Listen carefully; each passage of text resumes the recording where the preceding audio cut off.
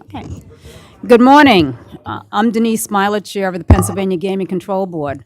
I would like to ask everyone to please silence your cell phones and all electronic devices at this time. With 7 board members present this morning, I'd like to now call today's meeting to order. In addition to the 7 board members, we also have our ex officio members with us this morning. Jennifer Langen, representing Stacy Garrity, State Treasurer; George Augusto, representing Russell Redding, Secretary for the Department of Agriculture; and Adria Zimmerman, representing Pat Brown, Secretary for the Department of Revenue. Thank you, ex officios, for joining us. As the first order of business, I'd like to ask everyone to please stand and join me in a recitation of the Pledge of Allegiance.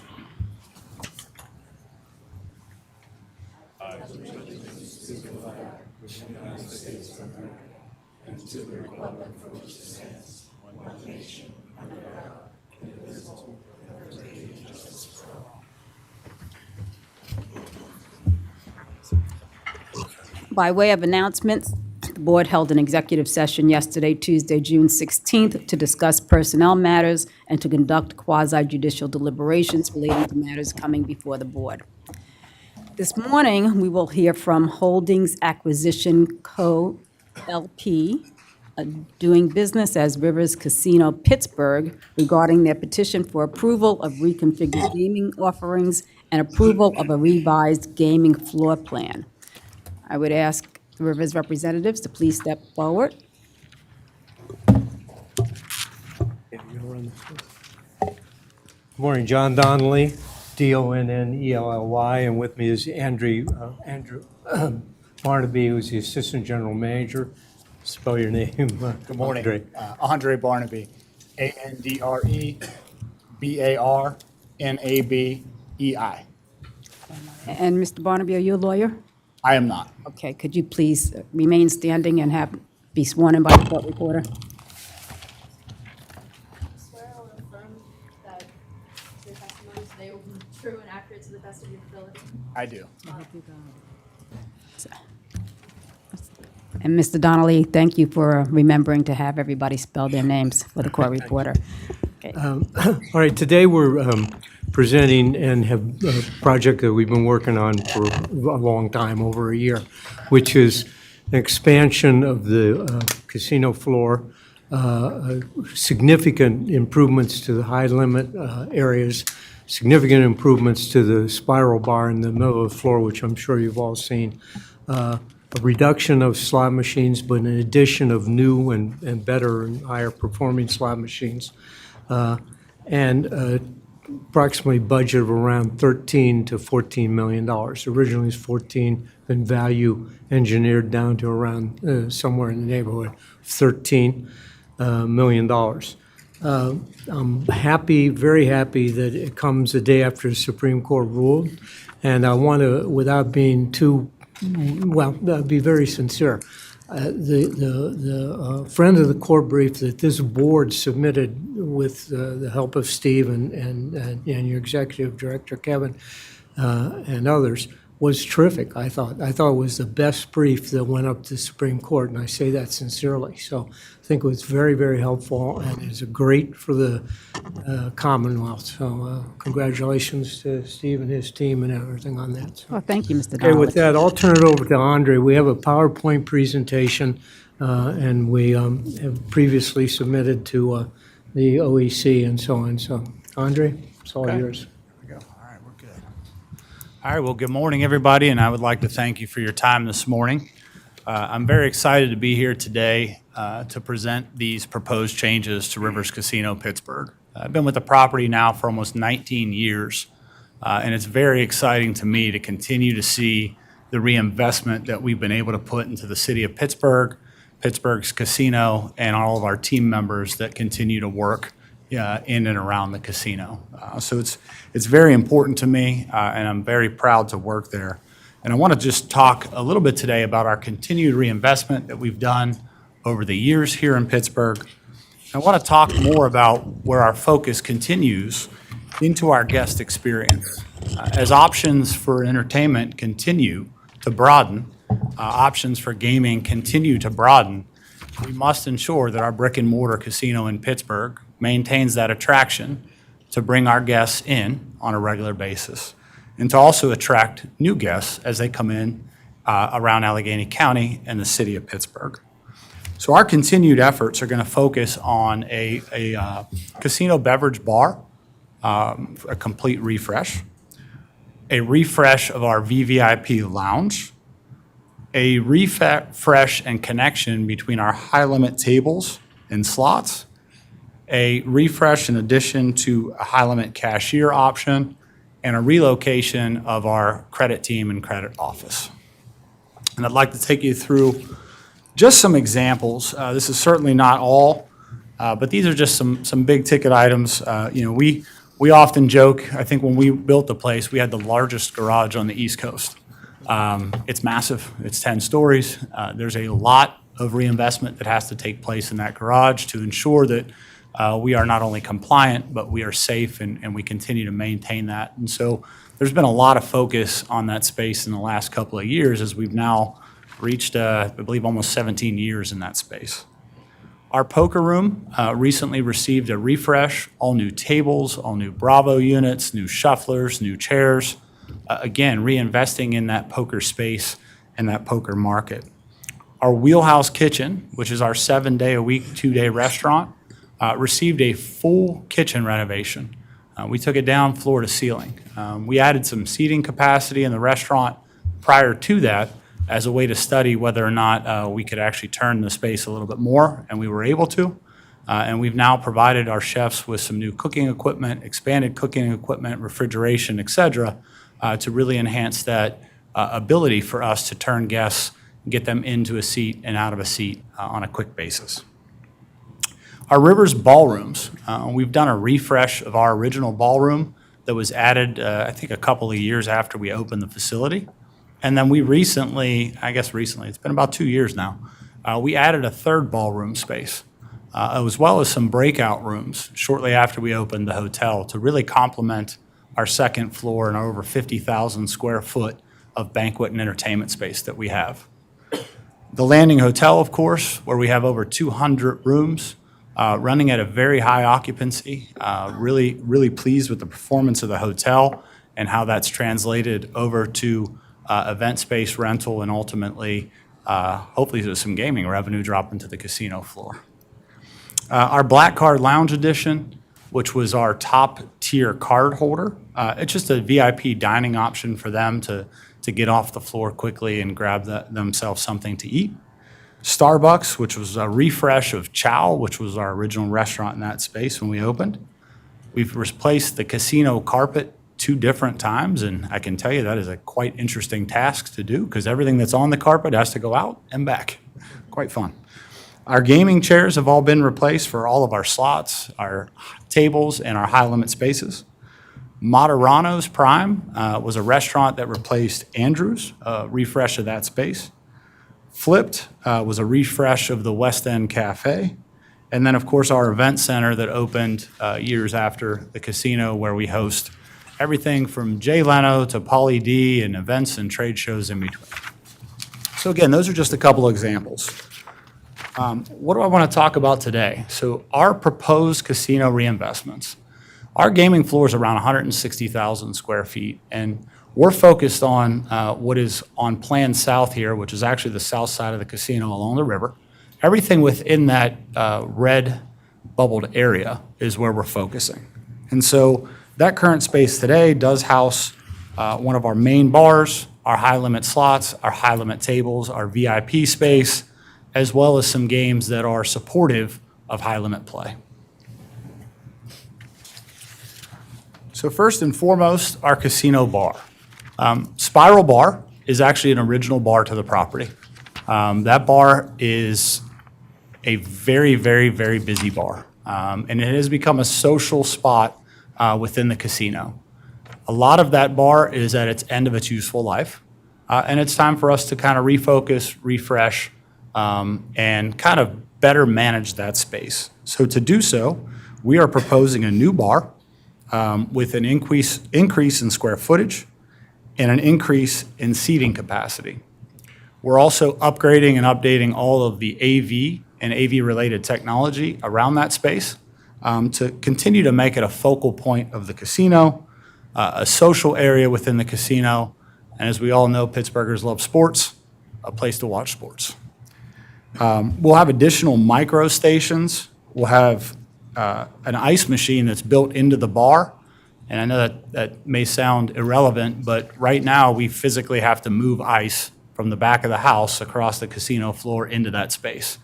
So our team is very excited at the opportunity to have an ice machine within that space.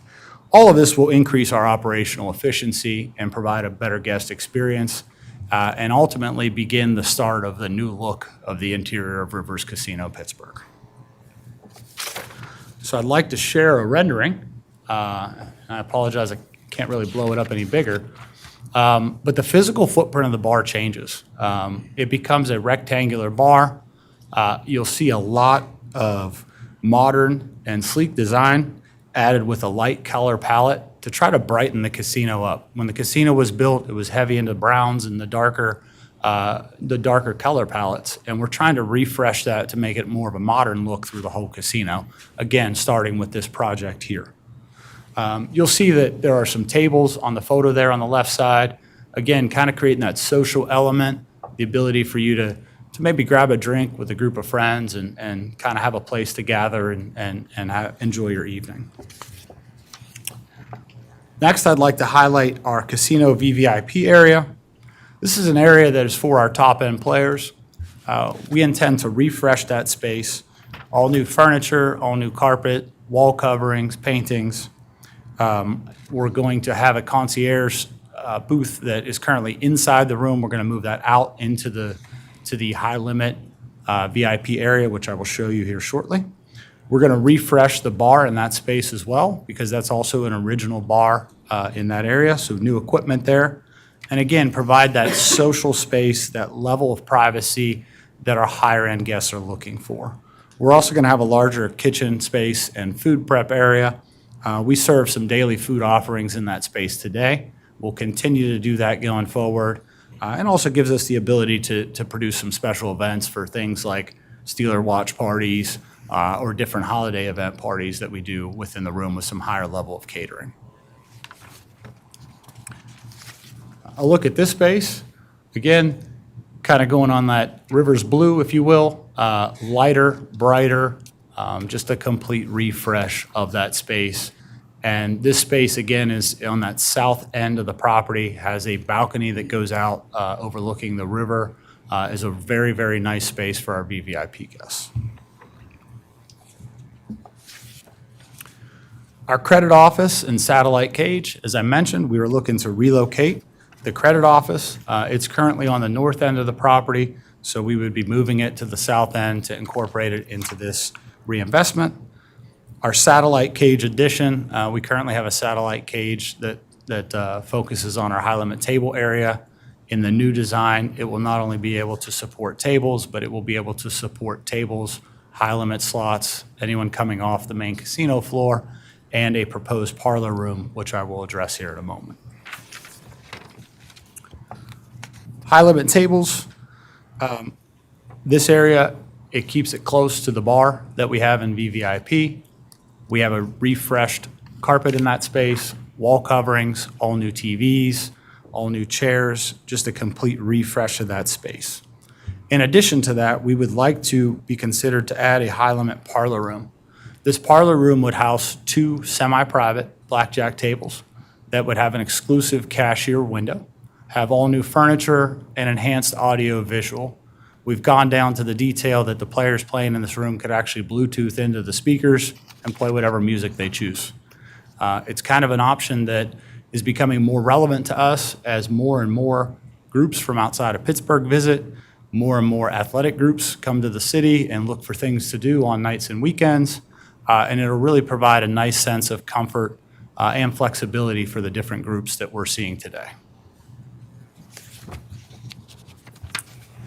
A rendering of our high-limit current space, again, refreshed, focusing on that Rivers blue and lighter colors throughout the carpet, the wall coverings, and of course, this is also on the south end of the property, adjacent to the VVIP area that I showed, also with views of the river and the city side. From a plan perspective, the south wall that you're looking at there leads you into that high-limit room, and to the left of this plan would be the entrance to the VVIP space. What I have illustrated here is the area that will encompass the high-limit upgrades around the parlor room, the cashier's cage, and the credit office. So the credit office would be at the top right of the drawing, the man trap and the high-limit cage to the left of that, and then in between that space and the high-limit tables would be the 2 blackjack table semi-private parlor area. That parlor area would be able to be serviced by that high-limit cage on the south side, and the high-limit cage will also service the VVIP area, the table games area, and the slots area out of the window on the left side. Our slots area. We would like to relocate our slots area and adjoin them with the tables, VVIP, and the parlor room. We would like to increase that area by a total of 30 units, increasing that physical footprint to support those additional 30 units. With the board's prior approval, we continued to study an expansion previously of 9 units in our high-limit room. Those 9 units continued to perform at or above the expected level as it relates to the rest of the high-limit slots that were previously in that space. Through some studies, through some guest interaction, and just through the general sense of the high volume and the high occupancy at times within our high-limit room, we need to expand this space to continue to provide the types of games and the types of setup that our guests are desiring. Our new room proposes a 0 middle seat configuration. So when gaming first started off, I would describe it more of the grocery store aisles, right? You had long banks of slot machines side by side, and everybody was very excited about it. Today, people are less likely to sit next to each other.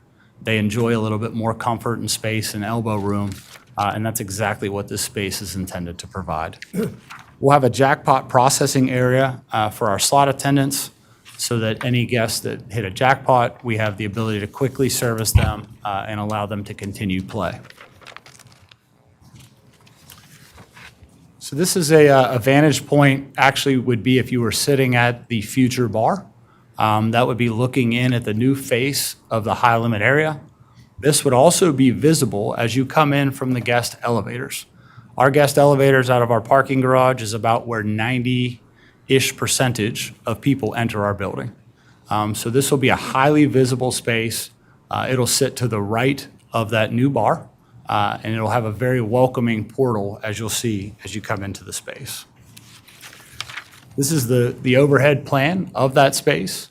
As you'll note, there's a wide entryway that allows you clear vision into the high-limit room, allows you to pursue plans south towards the cashier's cage, the credit office, and what would be the revised high-limit tables, the 2-room parlor, and the VVIP space. It's hard to see on the plan, but there's actually a left exit at the bottom left-hand side there that will take you straight down the corridor to the restrooms, an important amenity to have close to this type of gaming guest. You'll note that the bank configurations, again, no middle seats, providing some area of space and comfort. Oftentimes, guests in this space will have a companion with them, and it will allow them the opportunity to game together in this space. Another rendering of what that high-limit space will look like.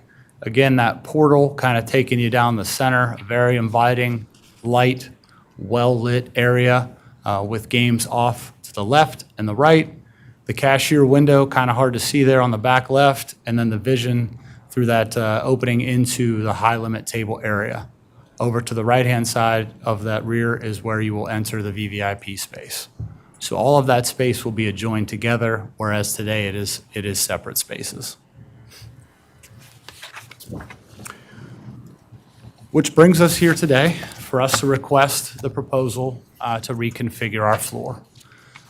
So what do we need to make that happen? In order for us to provide these updates to our valued guests and to provide these enhancements to our facility, we need to modify our gaming floor. That plan would decrease the total number of slot units by 132 units, Those units have an average age of 12 years old. And as we all know, the older units are very hard for us to maintain if we're able to get parts. We are not able to get updated software. So if the game is today what it is, it will be that game tomorrow. We don't have the ability to change that and provide the newer themes that our guests would like to play. This would also increase our table count by 2.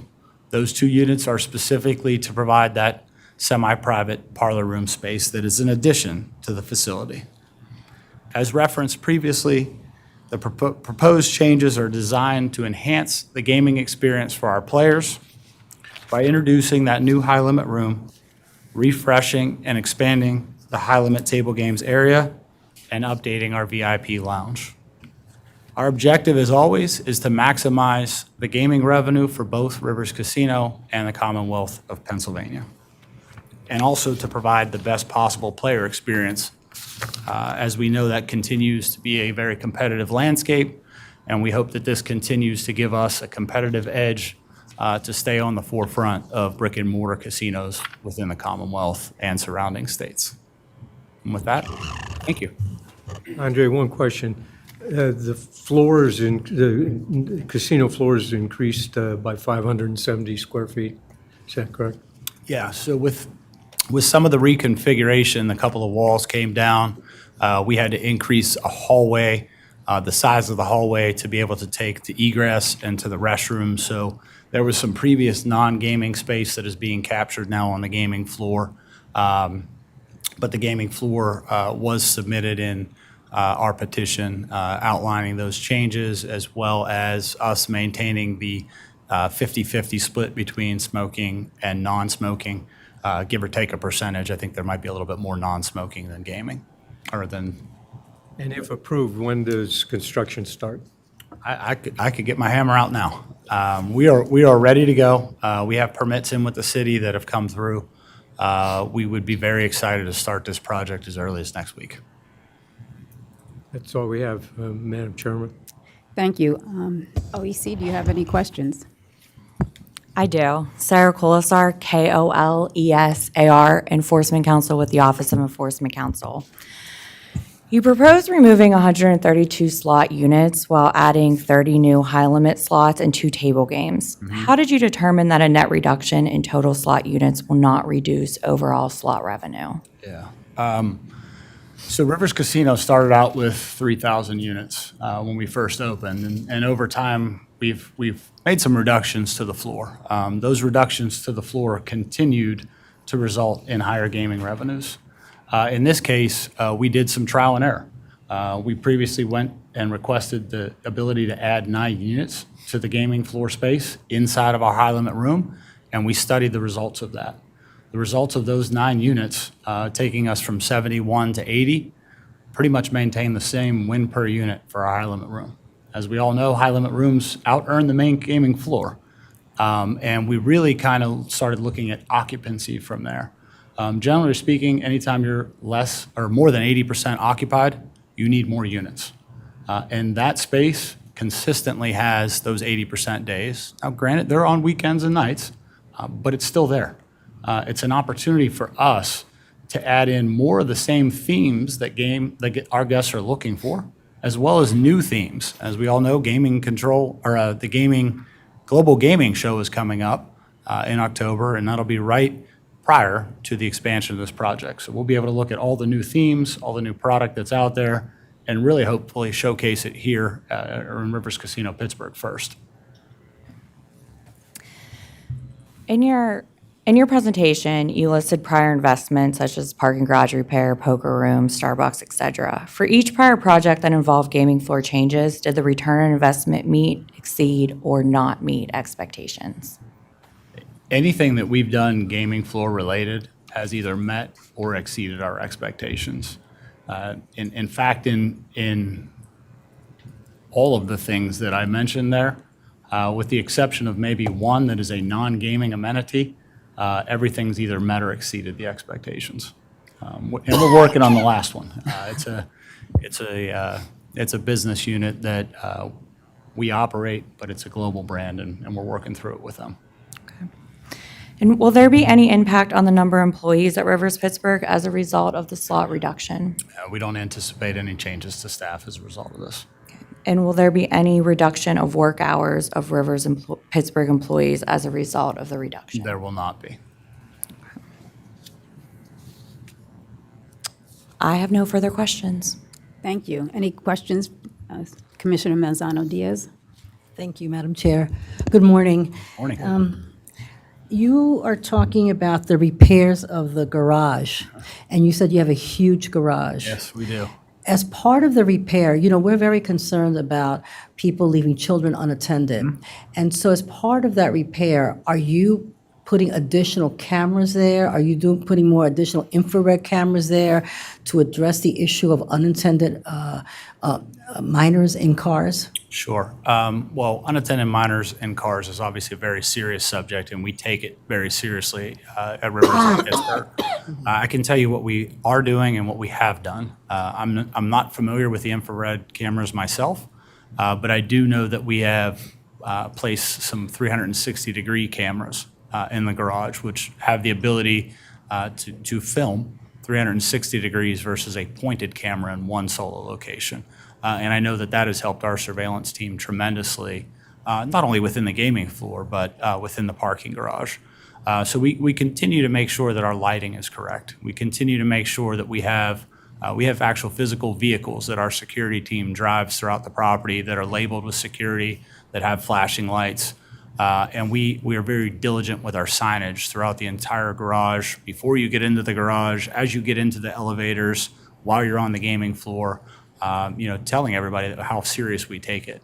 And if it is unfortunate, and that should happen, we don't tolerate it. We address it immediately. Those guests are banned, and we ensure that the safety of the children is addressed immediately with local law enforcement.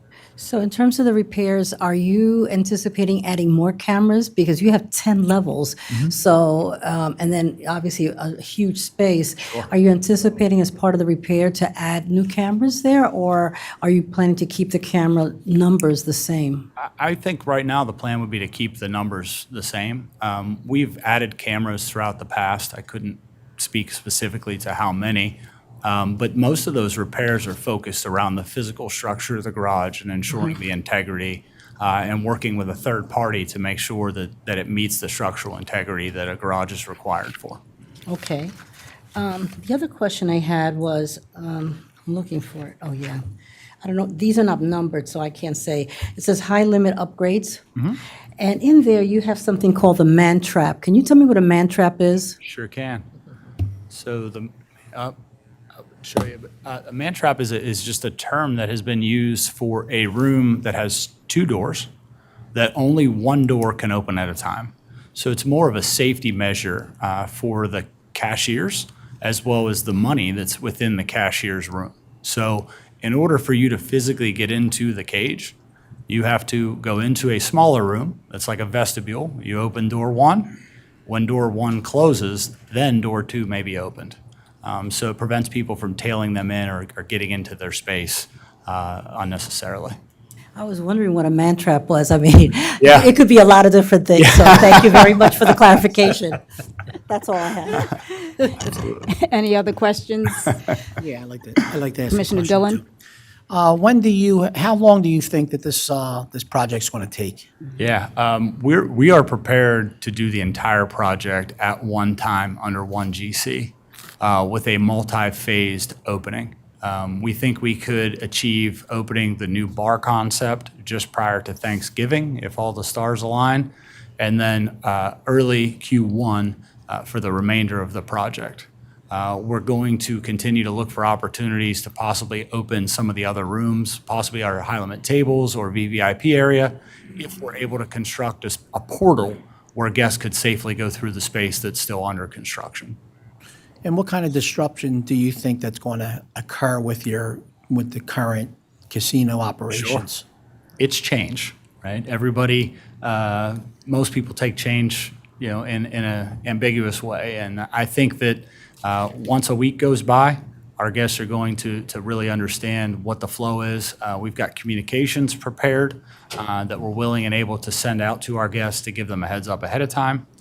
We have a plan to relocate our current high-limit slots to keep them operational through the duration of this project, as well as signage and communication throughout the property to educate everyone on where the moves are.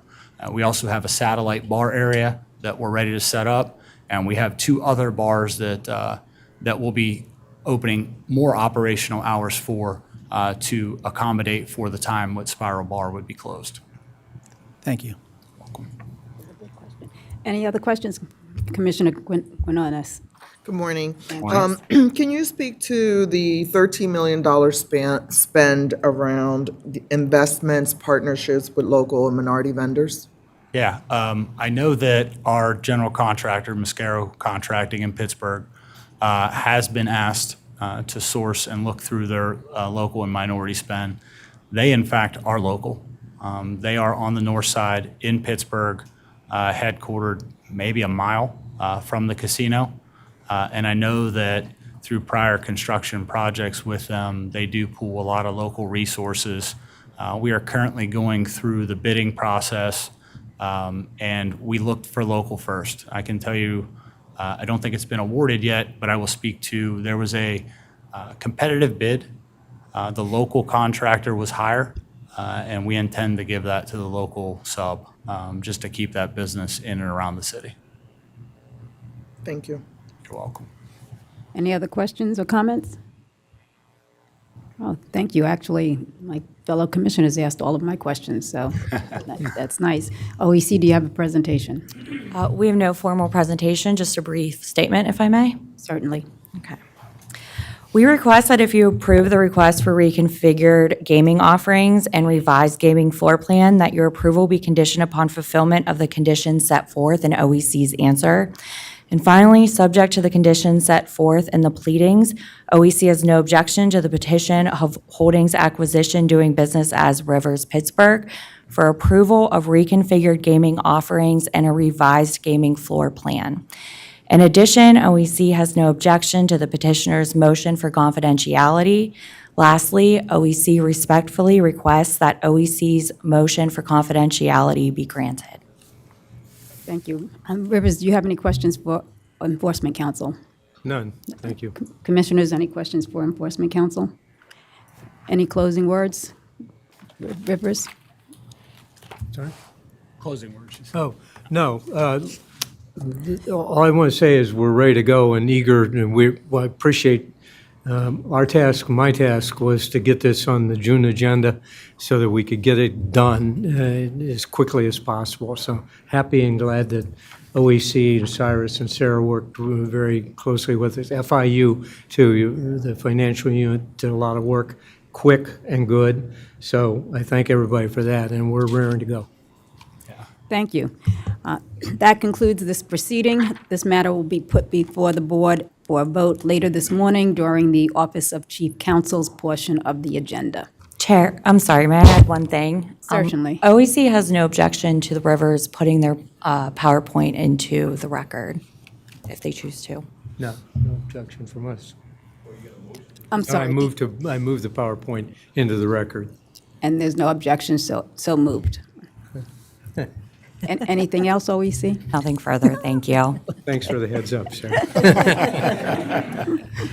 Thank you very much. We will now hear from our,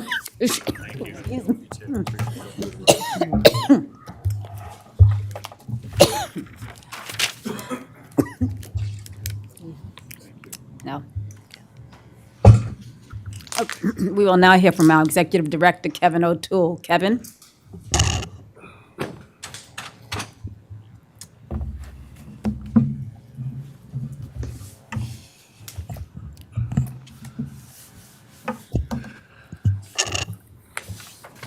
Good morning, Chair Smiler. Good morning, members of the board.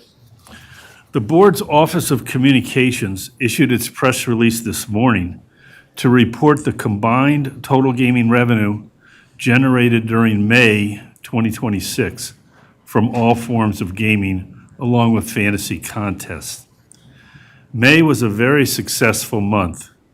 Generally, March is a really good month, but I tell you, May is becoming a better month.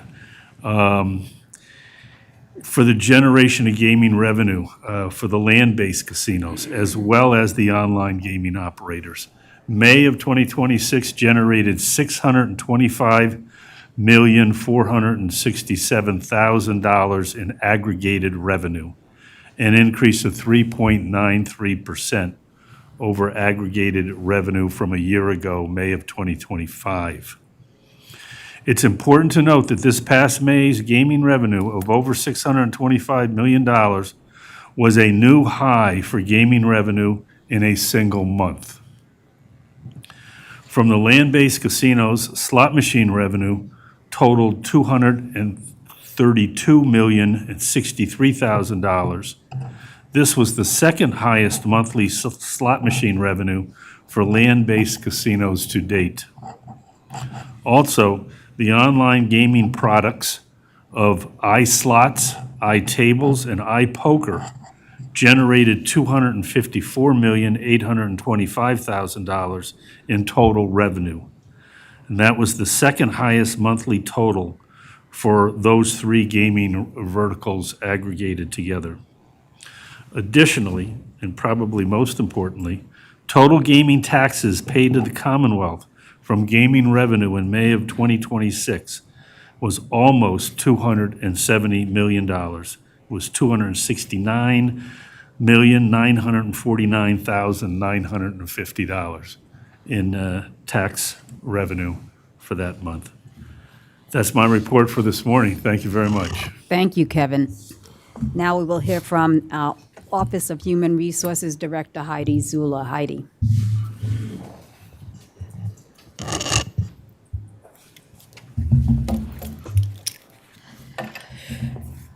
Good morning, Madam Chair and members of the board. The Office of Human Resources has one motion for your consideration today relative to the hiring of two individuals. Both individuals have completed the background investigation and drug screening and are ready for presentation to the board. Courtney Toomer has been selected as an investigator with the Bureau of Investigations and Enforcement and is recommended for hire by Paul Morrow, Director of Investigations and Enforcement. And Jessica Spear has been selected as an executive secretary with the executive office and is recommended for hire by Claire Yantis, administrative director. Unless you have any questions, I ask that the board consider a motion to approve the hiring actions as indicated. Any questions or comments? May I have a motion, please? Madam Chair, Commissioner Manzano Diaz moves that the board approve the applicants for hire as proposed by the Human Resources Director. Commissioner Huffman seconds. All in favor? Aye. All opposed? Motion's adopted. Thank you. Thank you, Heidi. Next, we will hear from our Office of Chief Counsel.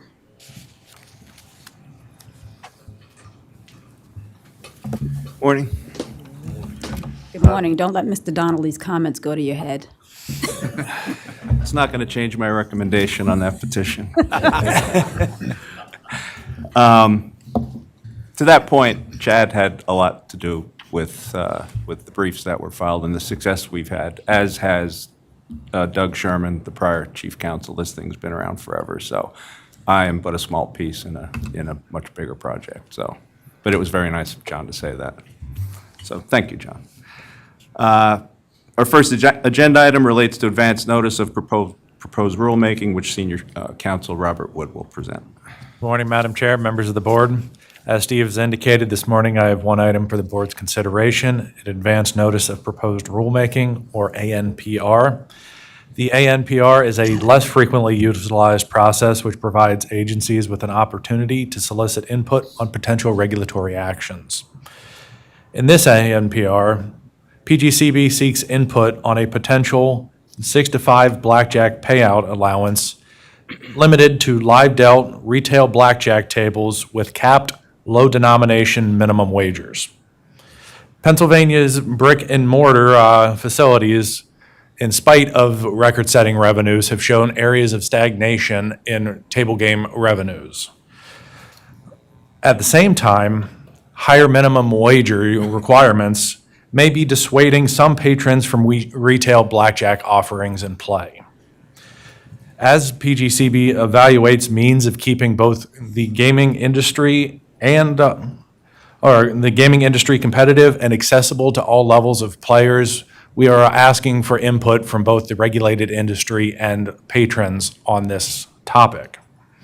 As a final point, this ANPR does not reflect and it does not authorize 6-5 payout odds.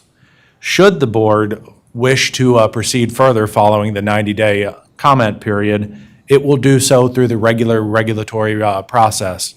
Only if the board proceeds and adopts table game rules regulations would 6-5 odds become authorized in Pennsylvania. Now, prior to this morning's meeting, a copy of this proposed ANPR was provided to the board. If there are any questions, I'd be happy to answer them this morning. Otherwise, I would ask the board for a motion to approve the publication of this advance notice of proposed rulemaking soliciting comments on blackjack 6-5 odds.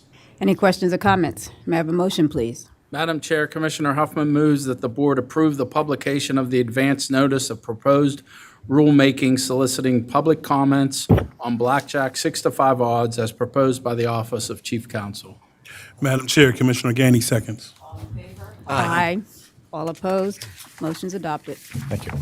Next before the board are 6 petitions. One of these petitions was just heard by the board during the public hearing. The remaining 5 petitions will be decided on the documentary record as the Office of Enforcement Counsel has no objection to the requested relief or because the parties have agreed to the requested relief.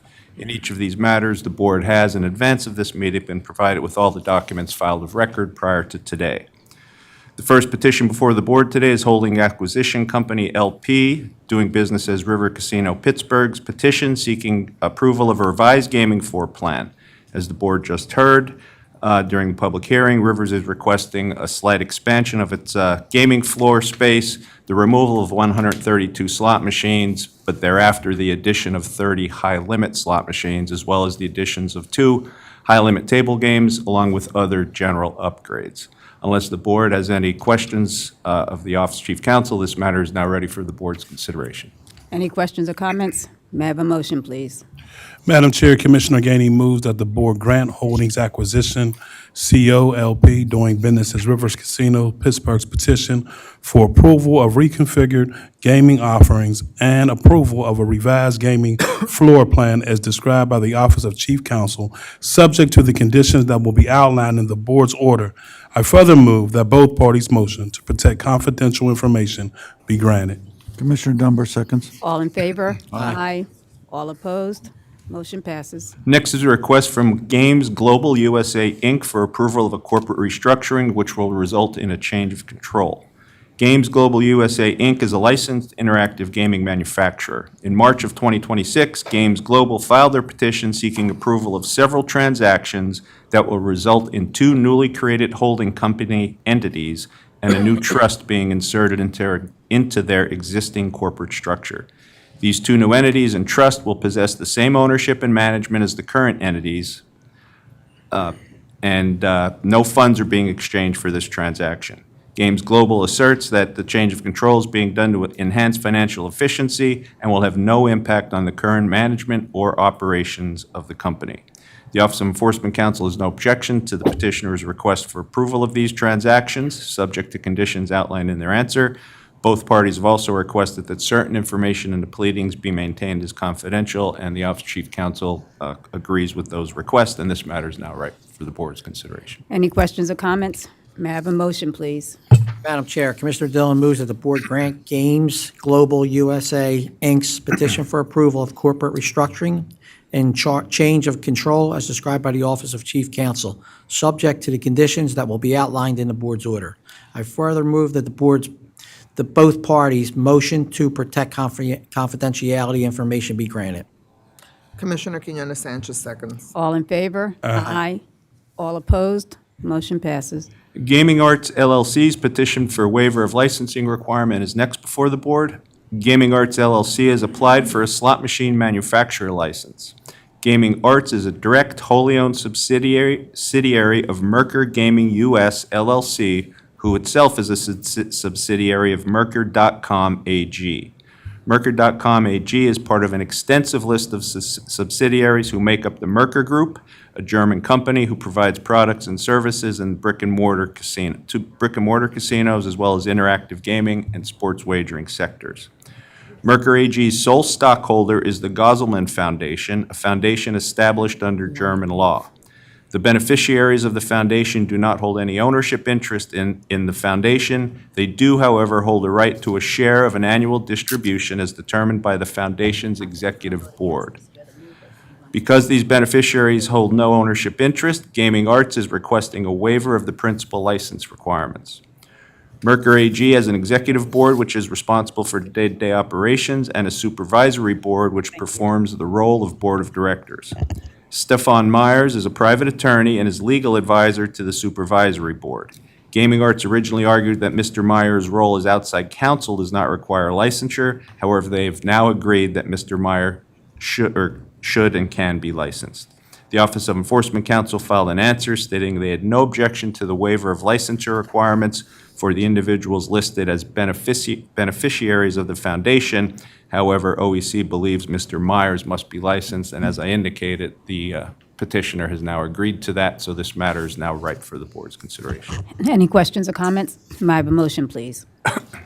Madam Chair, Commissioner Quinones Sanchez moves that the board grant Gaming Arts LLC petition for waiver of the licensing requirements for certain principles as described by the Office of Chief Counsel, subject to the conditions that will be outlined in the board's order. I further move that both parties' motions to protect confidentiality information be granted.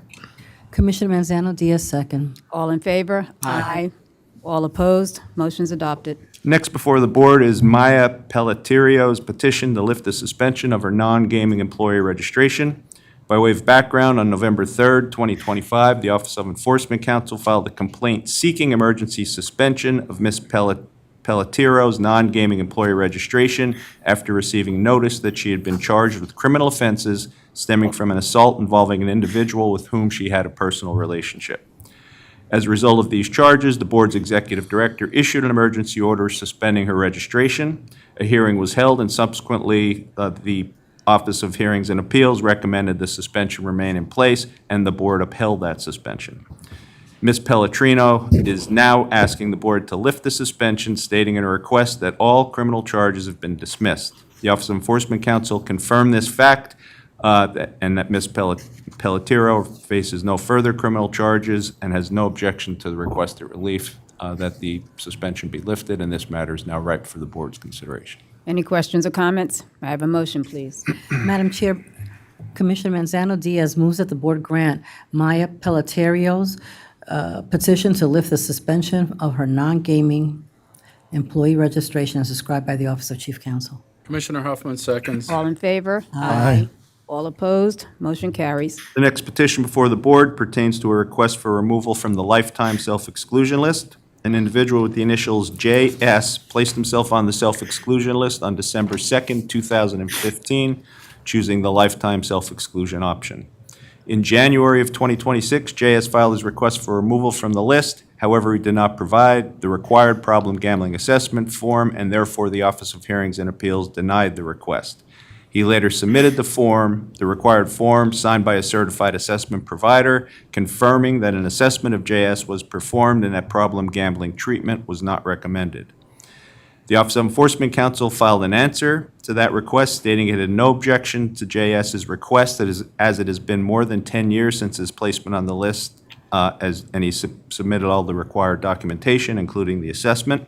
However, OEC did note that JS had 5 violations of its self-exclusion ban, gaming on 4 of those 5 occasions, with the most recent violation occurring just over 2 years ago on March 31st, 2024. This matter is now ready for the board's consideration. Any questions or comments? May I have a motion, please? Madam Chair, Commissioner Huffman moves that the board remand JS's petition for removal from the self-exclusion list as described by the Office of Chief Counsel back to the Office of Hearings and Appeals in order to create an evidentiary record in this matter. Madam Chair, Commissioner Gainey seconds. All in favor? Aye. All opposed? Motion's adopted. The last petition before the board is another request for removal from the lifetime self-exclusion list. An individual with the initials MF placed himself on the self-exclusion list on August 16th, 2013, choosing the lifetime self-exclusion option. In April of 2026, MF filed his request for removal from the list, stating that when he self-excluded, he was trying to decrease his gambling, and since placing himself on the list, he has learned to control himself and believes he can game responsibly. MF submitted the required problem gambling assessment verification form signed by the certified assessment provider, confirming that an assessment of MF was performed and that problem gambling treatment was not recommended. The Office of Enforcement Counsel filed an answer stating it had no objection to MF's request. It has been over 12 years since his placement on the list, and he has submitted all the required documentation. It is noteworthy that MF had one violation of his self-exclusion ban in April of 2026. MF stated in his request for removal that he believed he was no longer on the list as more than 10 years had passed, and did not recognize that he had to petition for that relief, and this matter is now ready for the board's consideration. Any questions or comments?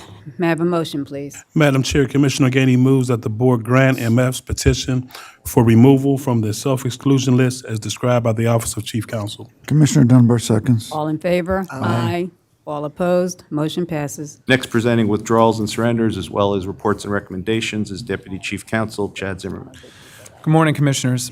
The next matter before the Board today pertains to several unopposed petitions to withdraw applications or surrender the credentials of the following individuals and entities: Keystone Restaurant and Truck Stop, Inc., Theo Naker, Joseph Soper, Robert Dutnall, Aaliyah Holdings Limited, Aaliyah Trust, Shivers Limited, Shivers Trust, DGC UK Holdings Limited, DGC US Holdings, Inc., Knutson Limited, Ridgeway Associates Limited, SGHC Limited, Supergroup SGHC Limited, Digital Gaming Corporation South Africa Pty Limited, Waddle Limited, Alexander McNee, Alinda Wick, Basil Bielich, Bruce Watermeyer, Eric Grubman, Helen Hall, John Lepoideven, Martin Hall, Merrick Woolman, Natara Branch, Neil Menashe, Nicholas Kelly, Dorothy Litwin, Dahlia Harmon, John Frank, Marion Butler, Jerome Butler, David Alzapietti, South Jersey Precision Tool and Mold, Wayne Reeves, June Roan, Robert Roan, Victor Roan, Irvin Jarvleft, and Door Services Corporation. The Office of Enforcement Counsel has no objections to any of these withdrawals or surrenders. As a result, if the board chooses to grant the request, in every case, it would be doing so without prejudice to the requester, and these matters are all now ripe for the board's consideration. Any questions or comments? May I have a motion, please? Madam Chair, Commissioner Dunbar moves that the board issue orders to approve the withdrawals and surrenders as described by the Office of Chief Counsel. Commissioner Dillon seconds. All in favor? Aye. All opposed? Motion is adopted. Next before the board for consideration are 8 reports and recommendations received from the Office of Hearings and Appeals. These reports and recommendations, along with the evidentiary record for each matter, have been provided to the board in advance of this meeting.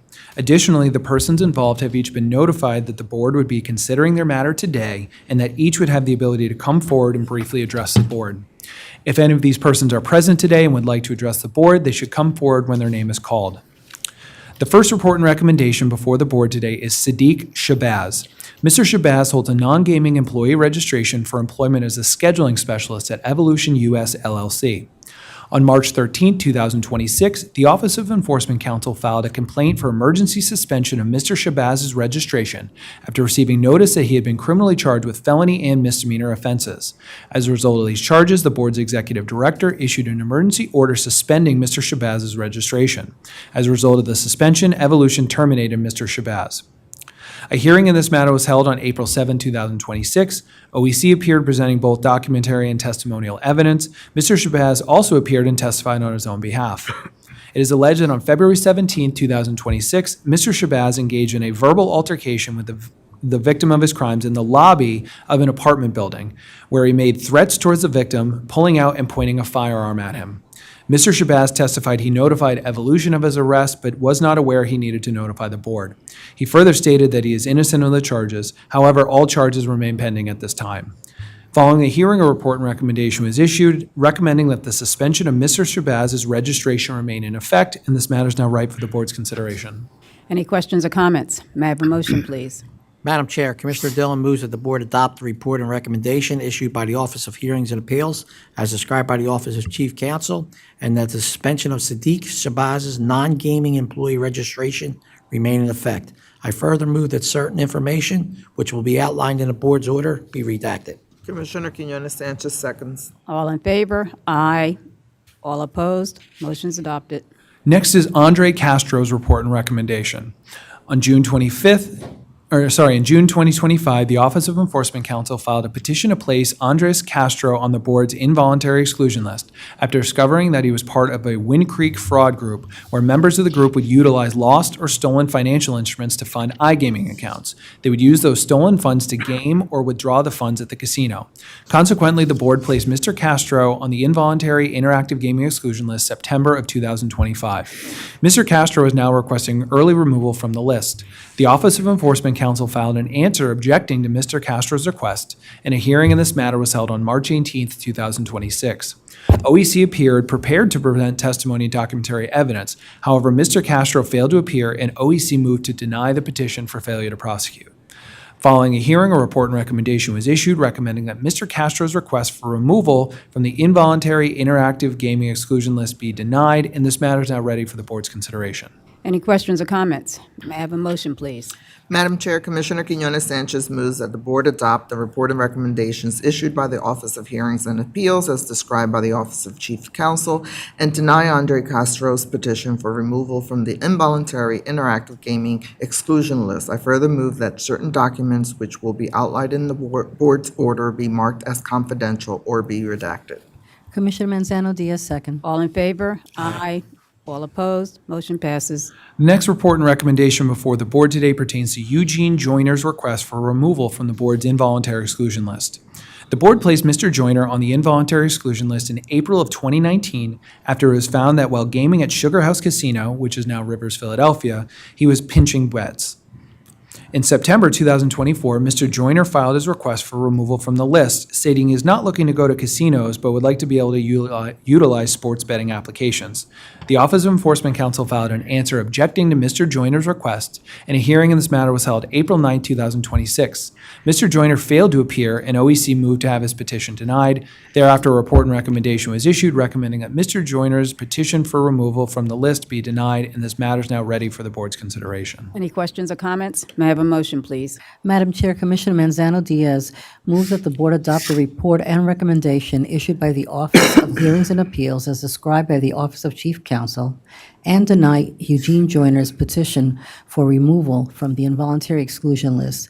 I further move that certain documents which will be outlined in the board's order be marked as confidential or be redacted. Commissioner Huffman seconds. All in favor? Aye. All opposed? Motion's adopted. Next before the board is Gloria Chacon's report and recommendation. On April 9, 2024, the Office of Enforcement Counsel filed a petition to place Gloria Chacon on the involuntary exclusion list. A hearing in this matter was held April 2, 2026. OEC appeared presenting testimonial and documentary evidence. Despite receiving proper notice, Ms. Chacon failed to appear, and a hearing was held in her absence. Evidence and testimony presented showed that on September 18, 2022, a patron reported to casino staff that there were two unattended children ages 13 and 8 in a vehicle in a parking lot at Valley Forge Casino Resort. Video surveillance showed that Emmanuel Martinez and Gloria Chacon, the children's mother, left the children unattended in the vehicle, entering the casino and gaming. Upon being approached by security, they were escorted back to the vehicle where the Pennsylvania State Police were speaking with the children. The children were left alone for approximately 52 minutes. However, no criminal charges were filed. Consequently, a report and recommendation was issued recommending that Ms. Chacon be placed on the involuntary exclusion list, and this matter is now ready for the board's consideration. Any questions or comments? May I have a motion, please? Madam Chair, Commissioner Huffman moves that the board adopt the report and recommendation issued by the Office of Hearings and Appeals as described by the Office of Chief Counsel, and that Gloria Chacon be placed on the board's involuntary exclusion list. I further move that certain documents which will be outlined in the board's order be marked as confidential or redacted. Madam Chair, Commissioner Gainey seconds. All in favor? Aye. All opposed? Motion's adopted. The next report and recommendation stems from another petition to place an individual on the board's involuntary exclusion list. On October 14, 2025, the Office of Enforcement Counsel filed a petition to place Tyrone Horn on the involuntary exclusion list. Mr. Horn requested a hearing which was held March 18, 2026. OEC appeared offering testimony, documentary, and surveillance evidence. Mr. Horn also appeared and testified on his own behalf. Evidence and testimony provided at the hearing showed that on July 1st, 2023, a patron at Live Casino Philadelphia who was playing blackjack placed his wallet on the seat next to him. Mr. Horn then sat down on top of the patron's wallet, gamed at the table for a period of time, eventually taking possession of the wallet, later leaving the wallet in a restroom before he returned to the blackjack table. Mr. Horn was confronted by the Pennsylvania State Police regarding the wallet. He was charged with a misdemeanor theft charge that was later dismissed. Mr. Horn testified that he did not steal the wallet, but rather found it and simply took advantage of the situation at hand. After hearing all the evidence presented, a report and recommendation was issued recommending that Mr. Horn be placed on the board's involuntary exclusion list, but that he be permitted to petition for removal after a period of 3 years has elapsed, and this matter is now ripe for the board's consideration.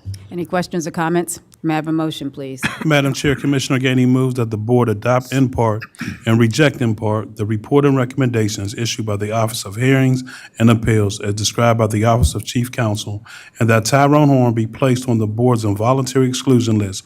But contrary to the recommendation, he not be permitted to petition for early removal after 3 years. I further move that certain documents which will be outlined in the board's order be marked as confidential or be redacted. Commissioner Dunbar seconds. All in favor? Aye. All opposed? Motion carries. Next is Julian Lee's report and recommendation. In May of 2024, the Office of Enforcement Counsel filed a petition to place Ms. Lee on the board's involuntary exclusion list.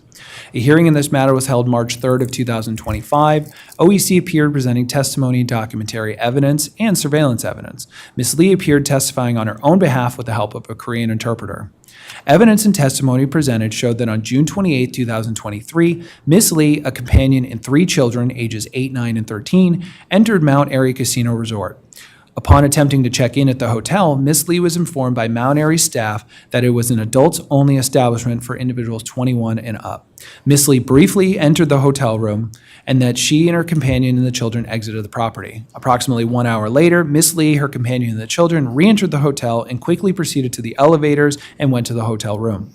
Ms. Lee and her companion were later found on the gaming floor, and staff then determined that the children had been left unattended in the hotel room. Casino security escorted Ms. Lee back to the room where she was met by Pennsylvania State Police. Ms. Lee, her companion, and the children then left the property. No charges were filed against her, however, she was permanently evicted. In February of 2024, she was found gaming at Mount Airy in violation of her eviction, and she was charged with defiant trespass. Ms. Lee testified that her actions were an honest mistake due to a language barrier, with English not being her first language. She believed that the children were only prohibited from the casino floor, not from the hotel. She also stated that she believed the 13-year-old was responsible enough to watch the other 2 children for a few hours. After hearing all the evidence and testimony presented, a report and recommendation was issued recommending that Ms. Lee be placed on the board's involuntary exclusion list, and this matter is now ripe for the board's consideration. Any questions or comments? May I have a motion, please? Madam Chair, Commissioner Dunbar moves the board adopt the report and recommendation issued by the Office of Hearing and Appeals as described by the Office of Chief Counsel, and that Julian Lee be placed on the board's involuntary exclusion list. I further move that certain documents which will be outlined in the board's order be marked as confidential or be redacted. Commissioner Dillon seconds. All in favor? Aye. All opposed? Motion passes. Mark Poindexter's matter is next before the board. In July of 2024, the Office of Enforcement Counsel filed a petition to place Mr. Poindexter on the board's involuntary exclusion list. Mr. Poindexter requested a hearing which was held March of 2026. OEC appeared and presented testimony, documentary, and surveillance evidence. Mr. Poindexter appeared and testified on his own behalf. The evidence and testimony presented showed that between April 2021 and January 2024, Mr. Poindexter had been involved in numerous incidents at several casinos, which consisted of pass posting and capping wagers, verbal abuse towards staff, and a physical and verbal altercation with another patron. His actions resulted in him being charged with a misdemeanor gambling crime and pleading guilty to the offense, as well as harassment, and also resulted in either temporary or permanent evictions from the casinos. Mr. Poindexter admitted to his actions, stated that he paid restitution and complied with the evictions. He further stated that when it comes to the capping, pass posting, or pinching wagers, he said that others were also cheating, so he simply followed the crowd. Following a hearing, a report and recommendation was issued recommending that Mr. Poindexter be placed on the involuntary exclusion list, and this matter is now ripe for the board's consideration. Any questions or comments? May I have a motion, please? Madam Chair, Commissioner Dillon moves that the board adopt the report and recommendation issued by the Office of Hearings and Appeals as described by the Office of Chief Counsel, and that Mark Poindexter be placed on the board's involuntary exclusion list. I further move that certain documents which will be outlined in the board's order be marked as confidential or be redacted. Commissioner Quinones Sanchez seconds. All in favor? Aye. All opposed? Motion's adopted. The final report and recommendation before the board today stems from a petition to recover funds confiscated while on the self-exclusion list. The Office of Enforcement Counsel found an answer objecting in part to GL's request for the return of funds. A hearing on this matter was held March 3rd of 2026. OEC appeared offering testimony and documentary evidence. GL also appeared and testified on his own behalf. Evidence and testimony showed that in June 2024, GL completed all the necessary self-exclusion paperwork, choosing the lifetime exclusion period. On July 10, 2025, GL entered Live Philadelphia Casino and gamed at 9 different slot machines. He was identified by staff as a self-excluded individual, escorted off the gaming floor, and a voucher in the amount of $3,456 was confiscated from him. GL testified that the confiscated voucher did not constitute winnings and that all should be returned. OEC argued in rebuttal that GL should be allowed to recover $400, which was his final buy-in amount that resulted in the production of a $3,456 voucher. Following a hearing and a very detailed analysis performed by the hearing officer of each of GL's gaming transactions, the hearing officer issued a report and recommendation concluding that GL had wagered and lost all of his buy-ins, therefore recommending that GL's request to recover funds be denied as all of the money constituted winnings, and this matter is now ripe for the board's consideration. Any questions or comments? May I have a motion, please? Madam Chair, Commissioner Quinones Sanchez moves that the board adopt the report and recommendation issued by the Office of Hearings and Appeals as described by the Office of Chief Counsel and deny GL's petition to recover monies confiscated from him while on the self-exclusion list. I further move that the matter be placed under seal as it involves a self-excluded individual. Commissioner Manzano Diaz, second. All in favor? Aye. All opposed? Motion's adopted. That concludes the matters of the Office of Chief Counsel. Thank you. Thank you, Robert, Steve, and Chad. We will now have the Bureau of Licensing matters presented by the Director of the Bureau of Licensing, Sean Hannon. Sean? Good morning, Madam Chair, members of the board. The first licensing matter for the board this morning is proposing revisions to the reduced license fee policy for table game manufacturers and suppliers. Section 1208 of the Gaming Act provides for a modification of the licensing fee for table game manufacturers and suppliers if the board determines that the fees will unreasonably limit the availability of table game devices or associated equipment in the Commonwealth. The licensing fee for a table game manufacturer is $170,000 for a 5-year license, while the licensing fee for a table game supplier is $85,000 for a 5-year license. Given the high licensing cost, combined with the low profit margin of some table game equipment, the industry is in need of products vital to the operation of certain table games. Back in 2011, the Bureau of Licensing proposed and the board adopted a reduced licensing fee policy, which was based on sales at Pennsylvania casinos and the number of manufacturers offering the products. Since 15 years have elapsed since the last version of the sales tiers within this policy, the shortage of some table game products still remain. The Bureau of Licensing provided the board an updated policy modifying the sales tiers that would potentially allow more table game manufacturers and suppliers the ability to request a modified licensing fee so long as the applicant complies with various conditions, which include: 1, requesting a reduced license fee, using the request form on the board's website and providing all supplemental documentation to substantiate the request. 2, the request is not objected to by the Office of Enforcement Counsel or the Bureau of Licensing. And 3, the board approves the reduced recommended fee modifications. If the board has any questions on the policy, I would be happy to answer them now. If not, I ask the board to approve the revisions to the table game manufacturer and supplier reduced fee policy. Enforcement Counsel, do you have any questions or comments? Our only comment is that we support this 100% because there has been a serious loss in at least a couple of products that we are in desperate need of. So we would support anything we could do, that the board can do to help us to get more people more manufacturers on board. Thank you. Any questions or comments from the board?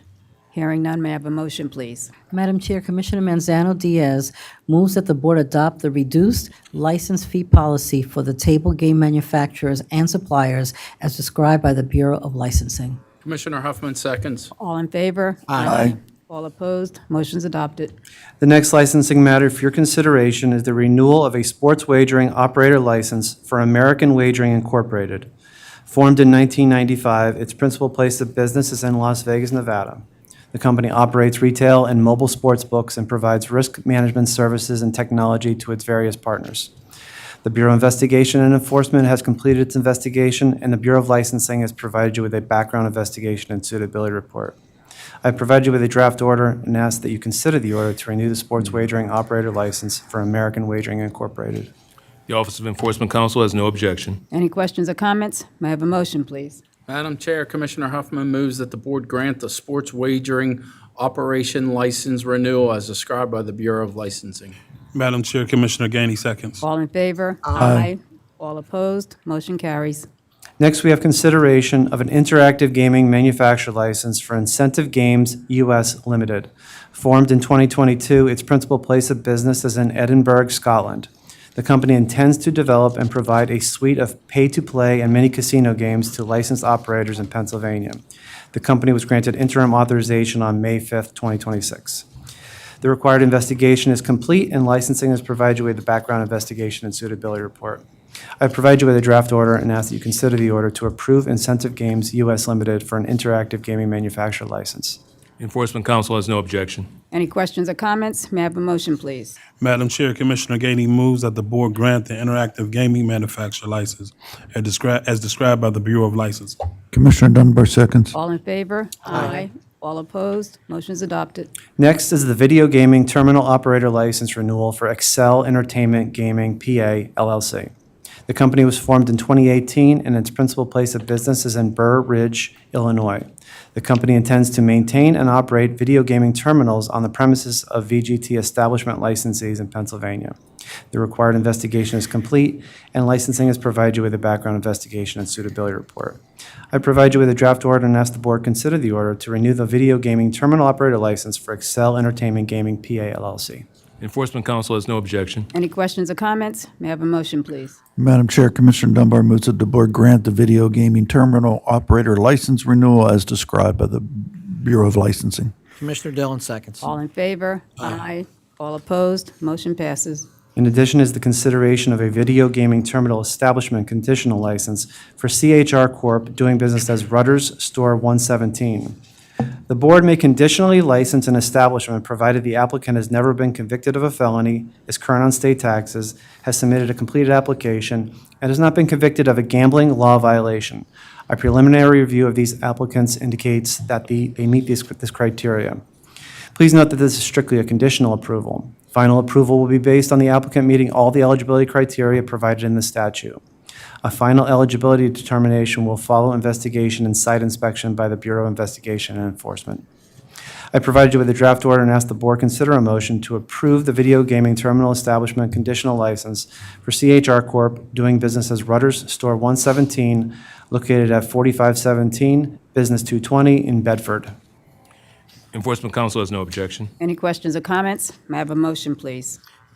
Madam Chair, Commissioner Dillon moves that the board grant the video gaming terminal establishment condition license as described by the Bureau of Licensing. Commissioner Quinones Sanchez seconds. All in favor? Aye. All opposed? Motion passes.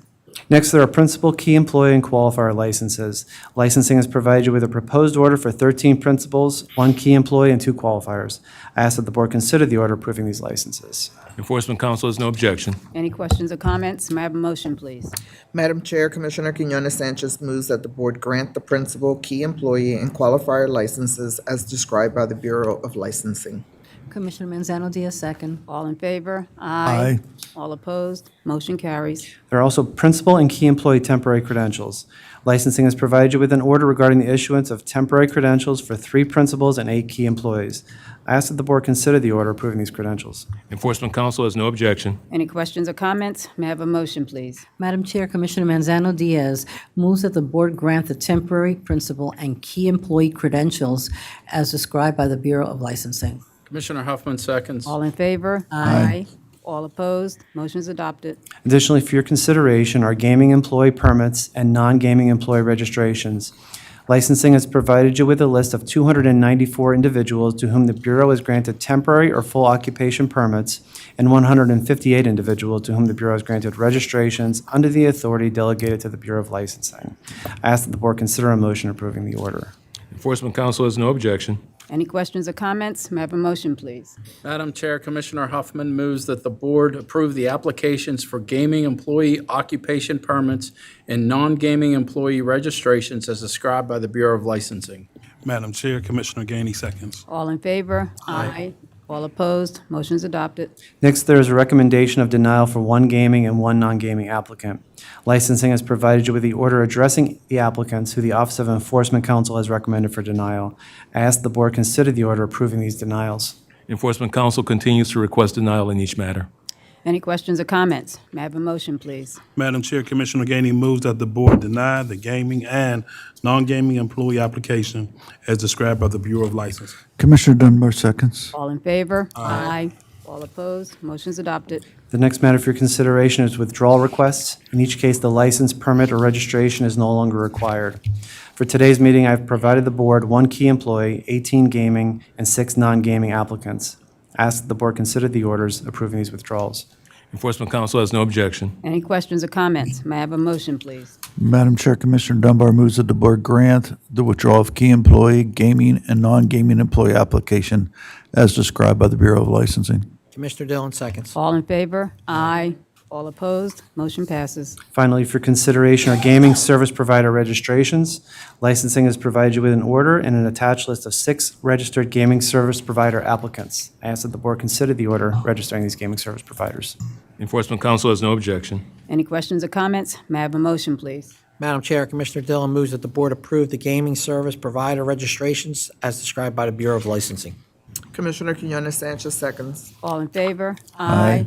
All opposed? Motion's adopted. Thank you, Madam Chair. Thank you, Sean. Next is the Office of Enforcement Counsel, Cyrus Petrie. Cyrus. Good morning, Madam Chair, members of the board. The Office of Enforcement Counsel will present 14 matters today for the board's consideration, in which we will request the approval of 14 involuntary exclusions.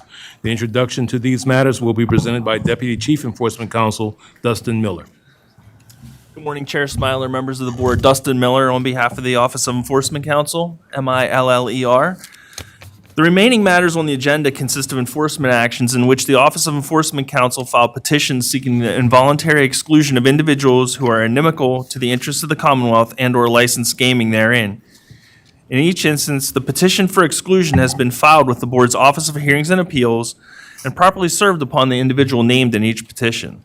The individual named in each petition failed to respond within 30 days as required by board regulation. As a result, the Office of Enforcement Counsel filed a request for default judgment in each instance and properly served the same upon each individual.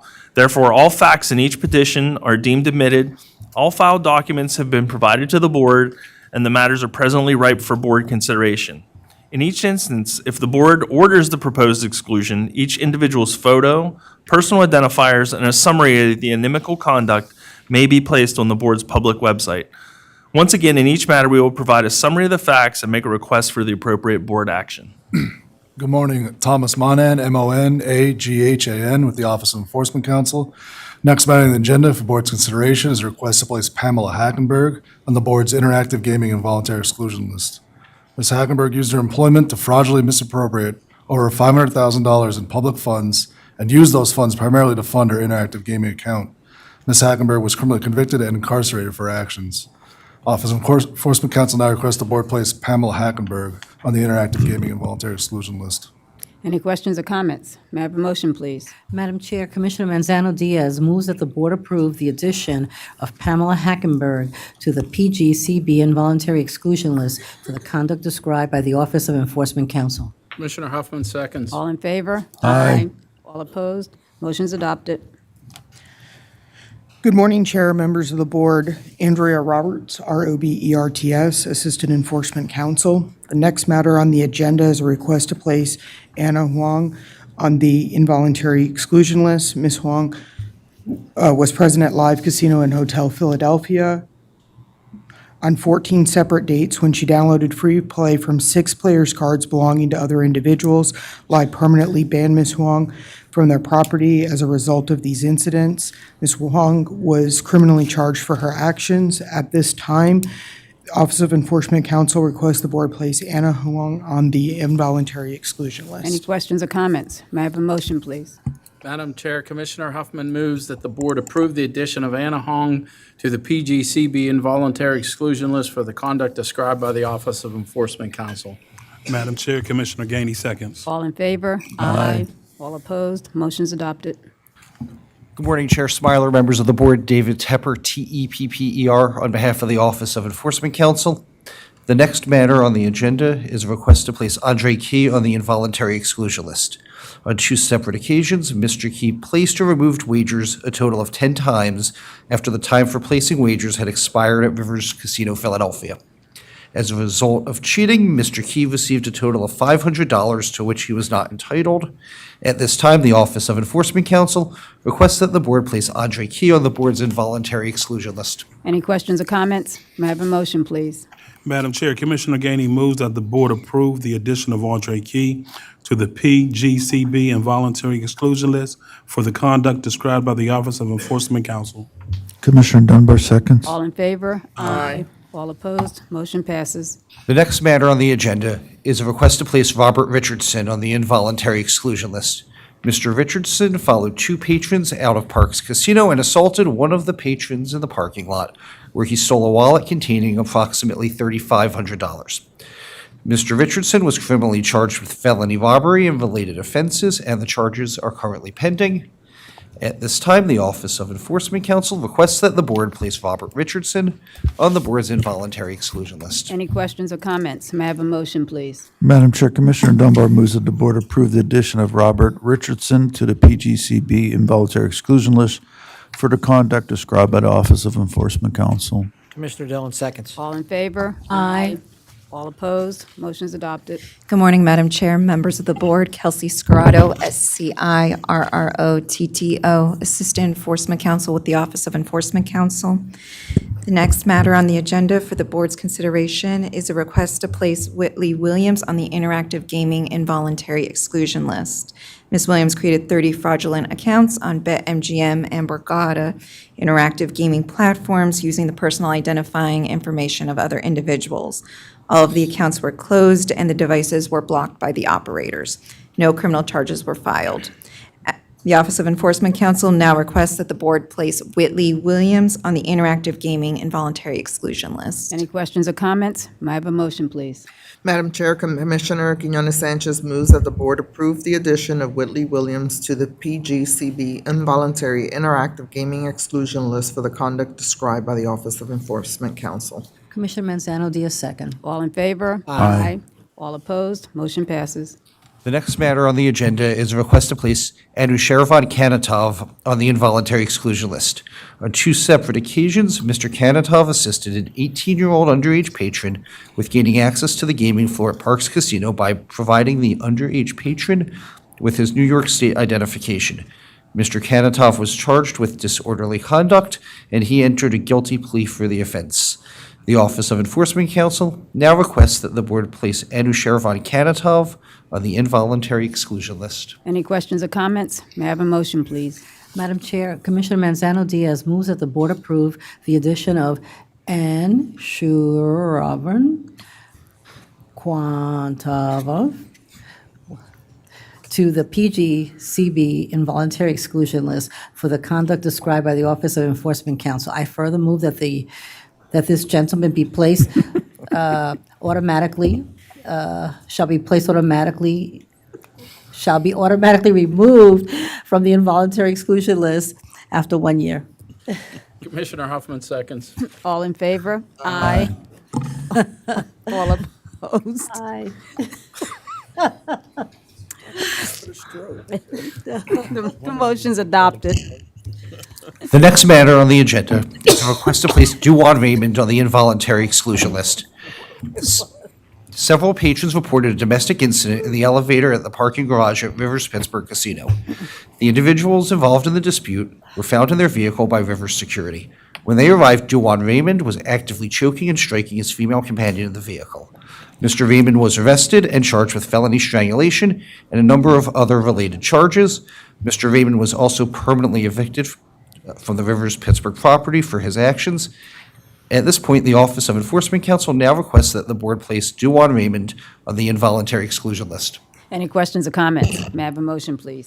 Madam Chair, Commissioner Dunbar moves that the board approve the addition of Dewan Raymond to the PGCB involuntary exclusion list for the conduct described by the Office of Enforcement Counsel. Commissioner Dillon seconds. All in favor? Aye.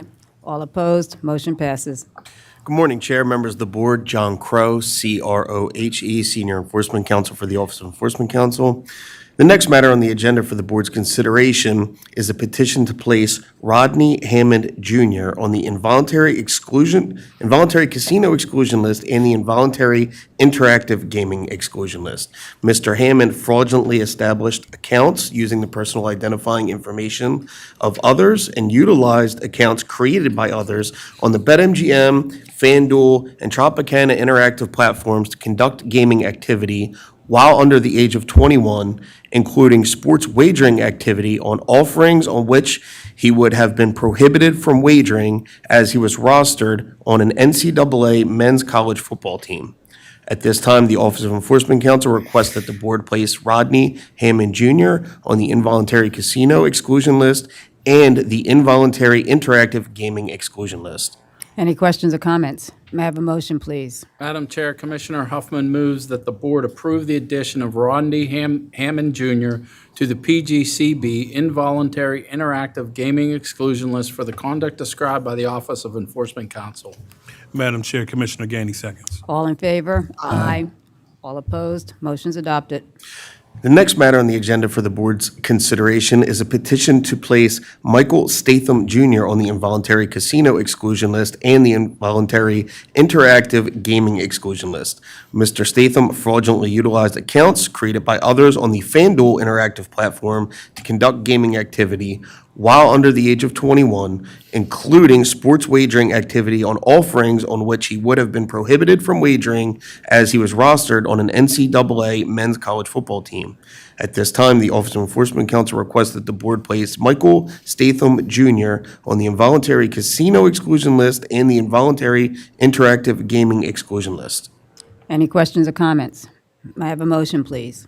Madam Chair, Commissioner Gainey moves that the board approve the addition of Michael Statham Jr. to the PGCB involuntary interactive gaming exclusion list for the conduct described by the Office of Enforcement Counsel. Commissioner Dunbar seconds. All in favor? Aye. All opposed? Motion's adopted. The next matter on the agenda for the board's consideration is a petition to place Noah Bigelow on the involuntary interactive gaming exclusion list. Mr. Bigelow fraudulently created and utilized an account on the BetMGM interactive platform using the account of another individual to conduct gaming activity while under the age of 21. At this time, the Office of Enforcement Counsel now requests that the board place Noah Bigelow on the involuntary interactive gaming exclusion list. Any questions or comments? May I have a motion, please? Madam Chair, Commissioner Dunbar moves that the board approve the addition of Noah Bigelow to the PGCB involuntary interactive gaming exclusion list for the conduct described by the Office of Enforcement Counsel. Commissioner Dillon seconds. All in favor? Aye. All opposed? Motion passes. Good morning. Once again, Sarah Colasar, KOLESAR, Enforcement Counsel with the Office of Enforcement Counsel. The next matter on the agenda for the board's consideration is the petition to place Jelenko Kuzmanovic on the involuntary exclusion list.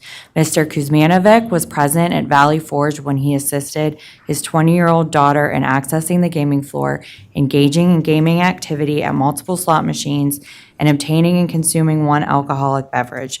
He was present on the gaming floor with his underage daughter for approximately 2 hours, where he assisted her in placing bets, inserting money, and printing out vouchers. As a result of his actions, he was issued a permanent eviction from the premises. At this time, the Office of Enforcement Counsel requests that the board place Jelenko Kuzmanovic on the involuntary exclusion list. Any questions or comments? May I have a motion, please? Madam Chair, Commissioner Dillon moves that the board approve the addition of Jelenko Kuzmanovic to the PGCB involuntary exclusion list for the conduct described by the Office of Enforcement Counsel. I further move that Jelenko Kuzmanovic shall be automatically removed from the involuntary exclusion list after 1 year. Commissioner Quinones Sanchez seconds. All in favor? Aye. All opposed? Motion's adopted. The next matter on the agenda for the board's consideration is the petition to place Danielle McCausland on the involuntary exclusion list. Ms. McCausland was present at Live Casino and Hotel Philadelphia when she left an approximately 10-year-old child unattended in a vehicle parked in a parking lot while she engaged in slot machine play. The unattended minor was left unattended for approximately 3 hours prior to security personnel arriving on the scene. The unattended minor was identified by outside parking control, who discovered the minor laying down on the back seat with a window shade cover over top of her. As a result of her actions, Ms. McCausland was issued a permanent eviction from the premises. At this time, the Office of Enforcement Counsel requests that the board place Danielle McCausland on the involuntary exclusion list. Any questions or comments? May I have a motion, please? Madam Chair, Commissioner Quinones Sanchez moves that the board approve the addition of Danielle McCausland to the PGCB involuntary exclusion list for the conduct described by the Office of Enforcement Counsel. Commissioner Manzano Diaz, second. All in favor? Aye. All opposed? Motion's adopted. The next matter on the agenda for the board's consideration is a request to place Donald Reich on the board's involuntary exclusion list. Mr. Reich was present at Hollywood Casino York when he left a 12-year-old in a vehicle parked in the Hollywood Casino York parking lot while he engaged in slot machine play. The unattended minor was left unattended for approximately 28 minutes prior to security personnel arriving on the scene. The unattended minor was identified by outside parking patrol. As a result of his actions, Mr. Reich was issued a permanent eviction from the premises. The Office of Enforcement Counsel now requests that the board place Donald Reich on the involuntary exclusion list. Any questions or comments? May I have a motion, please? Madam Chair, Commissioner Manzano Diaz moves that the board approve the addition of Donald Wright to the PGCB involuntary exclusion list for the conduct described by the Office of Enforcement Counsel. Commissioner Huffman seconds. All in favor? Aye. All opposed? Motion passes. The final matter on the agenda for the board's consideration is a request to place Fang Zhang on the board's involuntary exclusion list. Mr. Zhang was present at Parks Casino when he passed counterfeit bills while engaging in table game play on 3 separate occasions.